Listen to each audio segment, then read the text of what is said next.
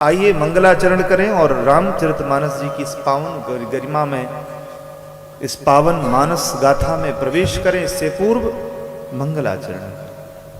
मंगलाचरण क्यों किया जाता है? मंगलाचरण का मतलब होता है श्री गणेश, और जिसमें गणेश जी न हो वो मंगलाचरण हो ही नहीं सकता। लेकिन गणेश जी का भी जो मंगल करने वाले हैं वो हमारे राम जी हैं। बोलो जय सिया राम। बीच बीच में बोलना पड़ेगा, बोलो जय सिया राम। जय सिया राम। तो जो गणेश जी है ना, इनका भी मंगल करने वाले श्री राम जी हैं। ये मैं नहीं कह रहा हूं, ये मेरा कोई वाक्य नहीं है, तो रामचरितमानस में बाबा ने खुद लिखा है, भोलेनाथ ने लिखा है। ये तुलसीदास जी की छाप पड़ी है, तुलसीदास जी का नाम हुआ है, बाकी लिखा तो रचि महेश निज मानस राखा, पाई सुसमय सिवासन भाका। ये मानस जी की रचना पहले ही महेश जी ने कर ली, भगवान शंकर भोलेनाथ ने करी थी। ज्ञान गंगाधर है। ज्ञान क्या है? बोले ज्ञान अखंड एक सीतावर। तो मंगलाचरण किसकी की जाती है? बोले मंगलाचरण तो गणेश जी की जाती है, लेकिन गणेश जी का भी मंगल करने वाले प्रथम पूजियत नाम प्रभाव, नाम प्रताप जान गणराऊ, प्रथम पूजियत नाम प्रभाव। नाम प्रभाव, नाम की शक्ति से गणेश जी ने इतना राम नाम जपा कि भगवान ने उनको सदैव प्रथम पूजनीय होने का आशीर्वाद दे दिया, भगवान भोलेनाथ से दिलवा दिया। इसलिए सबसे पहले मंगलाचरण किया जाता है बड़े भाव से। मेरे साथ सब लोग ध्यान करें, अपने सदगुरुदेव, अपने माता पिता, अपने ग्राम देवता, अपने कुल देवता, इष्ट देवता, सबका ध्यान करते हुए बड़े भाव से इस राम कथा में प्रवेश करें। इससे पूर्व श्री रामचरितमानस से पूर्व मंगलाचरण। स्वस्ति श्रीमन्महागणाधिपतये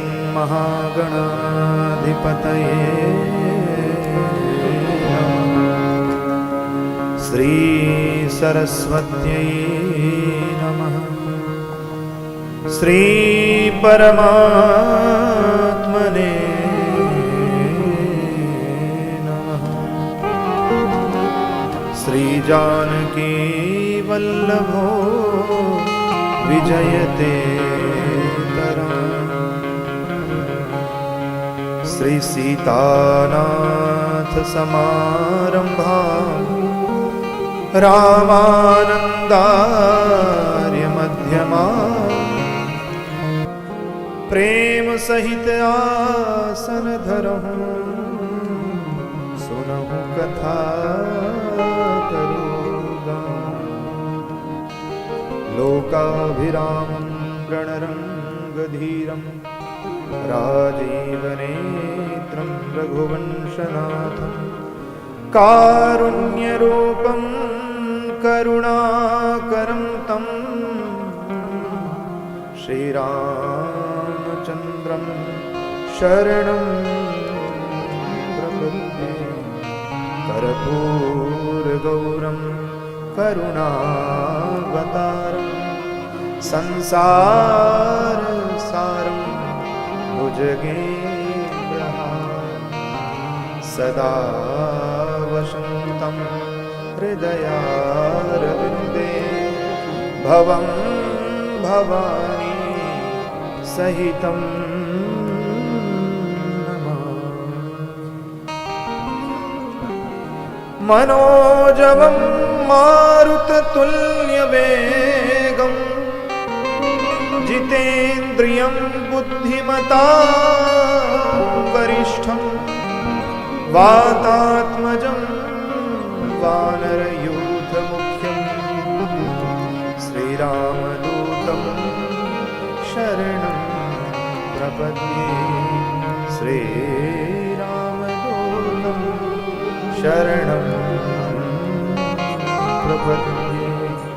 माता रामो मत्पिता रामचन्द्र, स्वामी रामो मत्सखा रामचन्द्र, सर्वस्वं मे रामचन्द्रो दयालु, नान्यं जाने नैव जाने बंदो तुलसी के चरण जिन्ह कीनो जग का कलि समुद्र बूढ़त लख्यो प्रगट्यो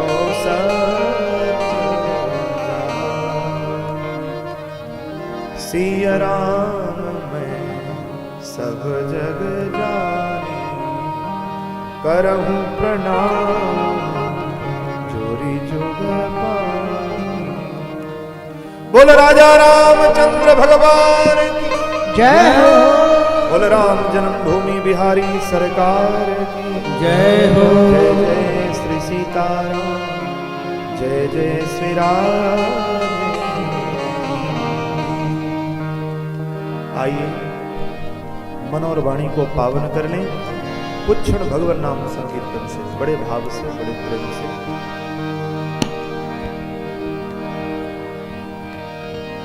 श्री राम जय राम जय जय राम। श्री राम जय राम जय जय राम।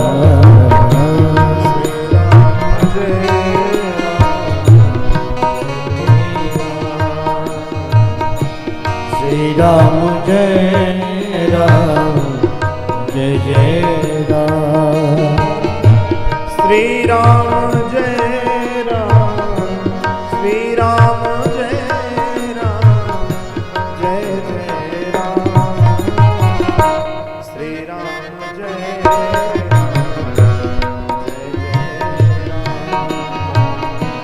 श्री राम जय राम जय जय राम। श्री राम जय राम श्री राम जय राम जय जय राम।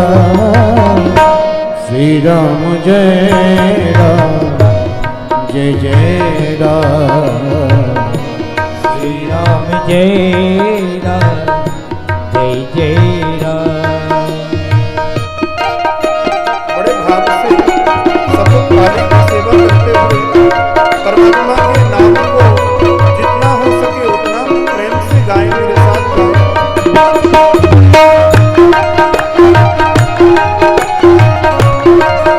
हरि हरि बड़े प्रेम से दोनों हाथ से।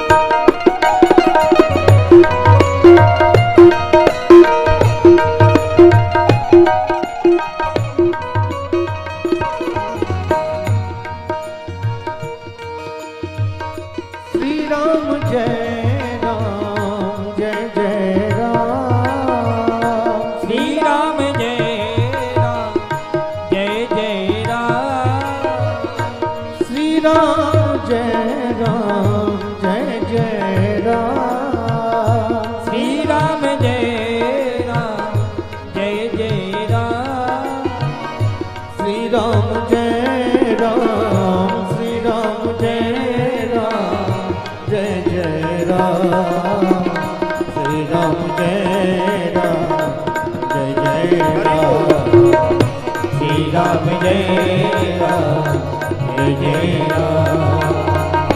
श्री राम जय राम, जय जय राम।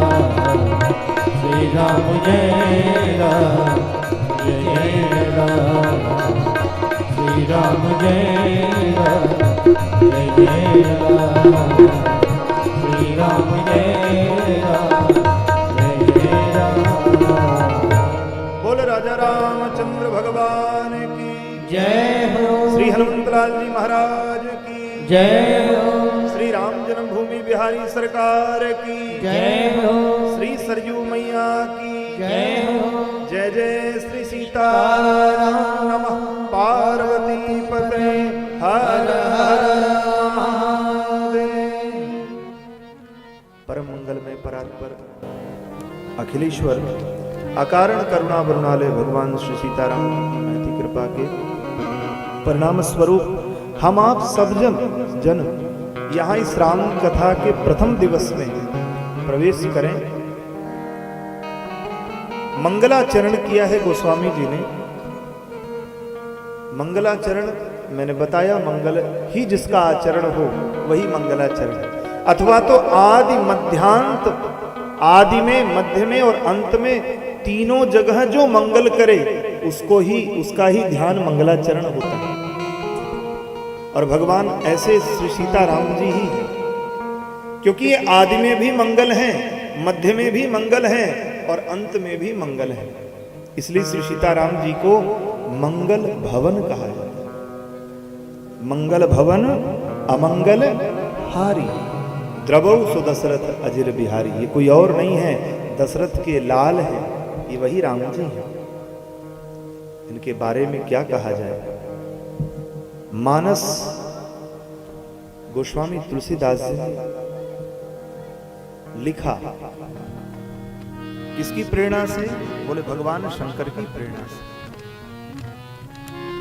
कुछ कुछ संत कहते हैं कि गोस्वामी तुलसीदास जी ने जो ग्रंथ लिखा ना, उसको कुछ आदत आई, कर्मकांडी कट्टरपंथी विद्वानों ने, संस्कृत के विद्वानों ने उसको गंगा जी में प्रवाहित कर दिया कि गोस्वामी जी का बड़ा नाम हो रहा है, मानस इन्होंने लिखा है, वाल्मीकि रामायण है और सब ग्रंथ हैं, 18 पुराण हैं, 4 वेद हैं, 108 उपनिषद हैं, 108 अमल हैं, रुद्रयामल, विष्णु अमल, शाक्यामल, इस तरह से 108 अमल हैं।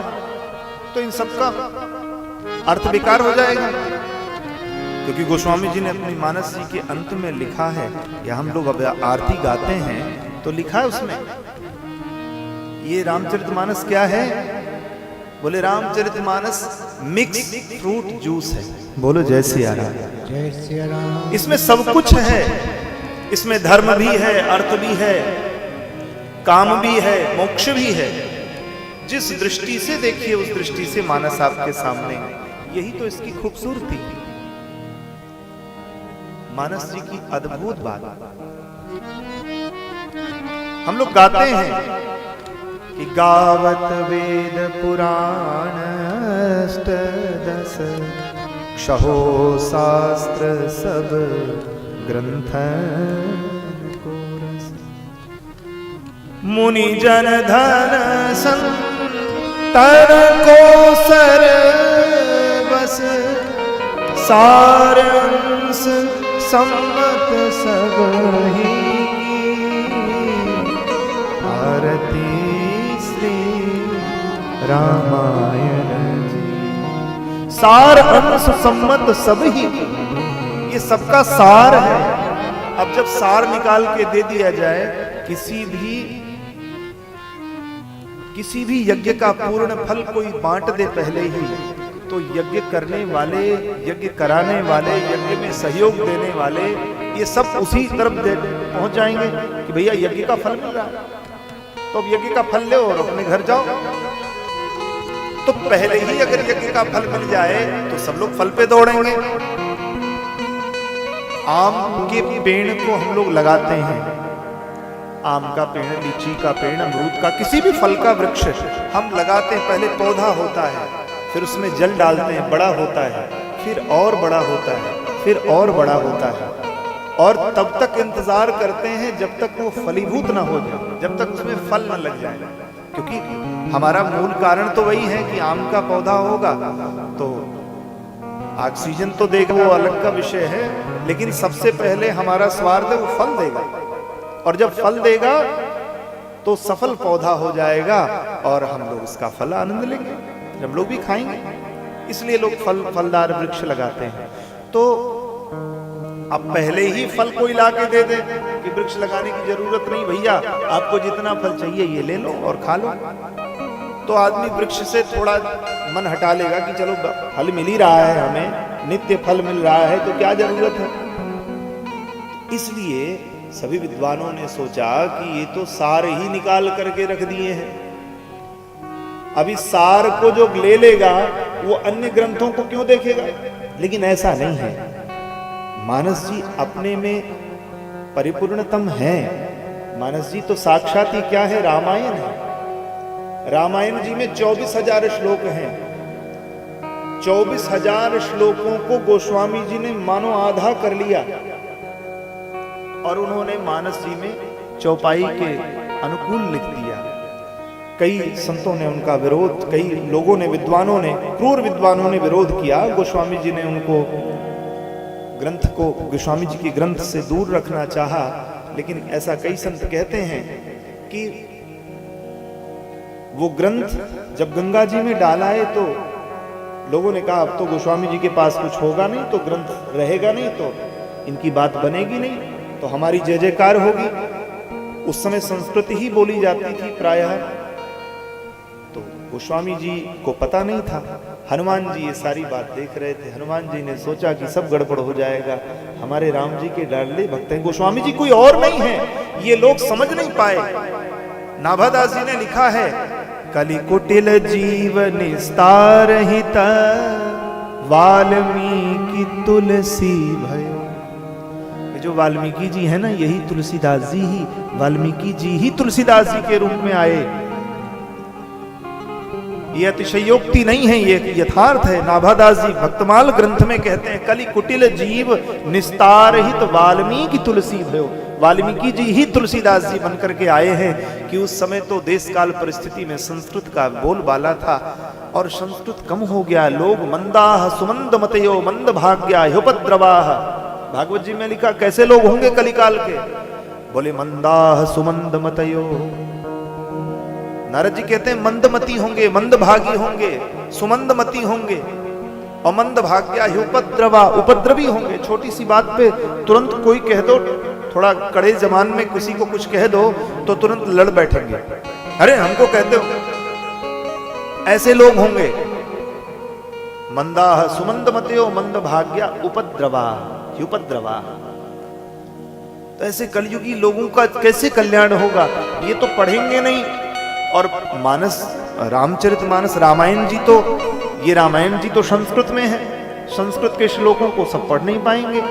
तो इसलिए रामचरितमानस के रूप में गोस्वामी तुलसीदास जी ने सहज भक्तों को भी, जो बहुत पढ़े लिखे नहीं हैं, रामायण जी तो अपने में पूर्णतम है, लेकिन जो बहुत पढ़े लिखे नहीं हैं, जो बहुत समझदार नहीं हैं, वो भी अगर राम जी को जानना चाहें तो कैसे जानेंगे, उसके लिए मानस जी को लिखा।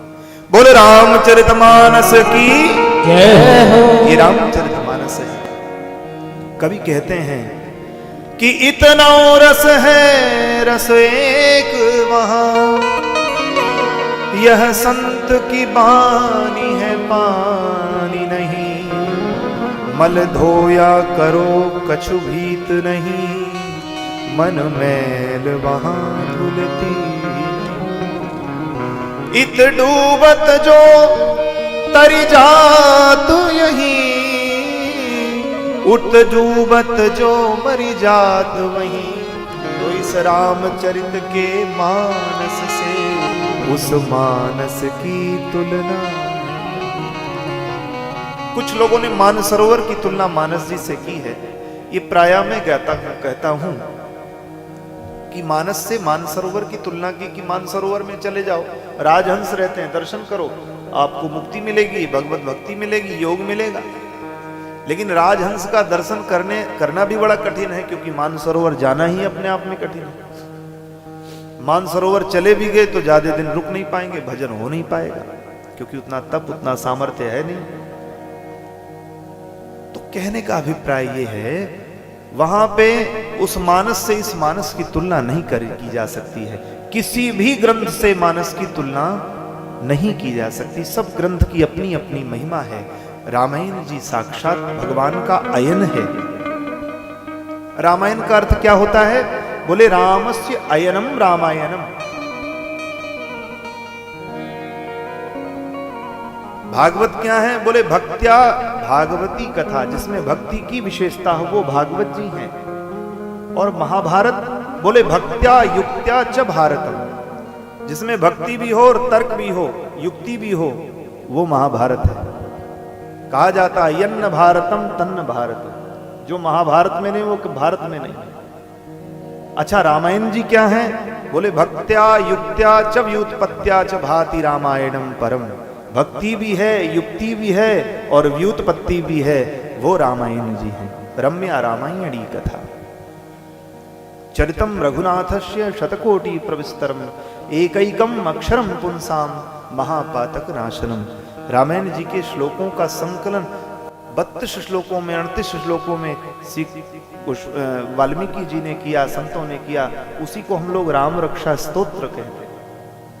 इसको जो पढ़ता है उसकी रक्षा न द्रष्टुमपि सक्तास्ते रक्षतम राम नाम भी पाताल भूतल व्योमचारिणी छबद्मचारिणी न द्रष्टुमपि सक्तास्ते रक्षतम राम नाम भी। जिसकी राम जी रक्षा करे उसका कौन बिगाड़ सकता है? जिसको राम जी रखें, कृष्ण जी रखें, उसको कोई कुछ बिगाड़ सकता? कोई नहीं, कुछ नहीं कर सकता। तो मानस जी के बारे में क्या कहा जाए और राम जी के बारे में क्या कहा जाए? तो ये क्या है? ये राम जी का घर ही रामायण। रामस्य अयनम रामायण, राम का घर ही रामायण। हम तो बड़े, ठाकुर जी की बड़ी कृपा है, बड़े गर्व से कहते हैं कि हम लोग रामायण में हैं। रामायण लोग कहते हैं, रामायण लोग कहते हैं, सब लोग कहते हैं रामायण कहते हैं, लेकिन अयोध्यावासी रामायण कहे तो क्या मतलब है, क्या अर्थ है उसका? रामायण तो सब लोग कहते हैं, सब लोग कह सकते हैं। जो पढ़े लिखे हैं, व्याकरण आदि पढ़े हैं, ग्रंथ आदि का अध्ययन किया है, सदगुरु की चरण शरण में रह करके जिन्होंने अध्ययन किया है, अभ्यास किया है, वो पढ़ सकते हैं, कह सकते हैं, बिल्कुल कहते हैं और कह ही रहे हैं। लेकिन जब हम लोगों से कोई पूछता भैया रामायण गाते हो, कहते हो, तो बड़ा गर्व होता है। हमारे सदगुरुदेव भगवान कहते हैं कि बेटा रामायण रामस्य अयनम रामायण, राम जी का घर ही रामायण है। और राम जी का घर कौन है? राम जी का घर कौन है? कहते हैं अवधपुरी सम प्रिय नहीं सो, यह प्रसंग जाने कोई को। हनुमान जी अंगद आदि को भगवान दिखाते हैं। अयोध्या के ऊपर पुष्पक विमान आ रहा है और हनुमान जी को दिखाते हैं। आगे कथा आएगी कि सुन अंगद लंकेश कपीसा, सुन अंगद लंकेश कपीसा, सुन अंगद लंकेश कपीसा, सुन अंगद लंकेश कपीसा, पावन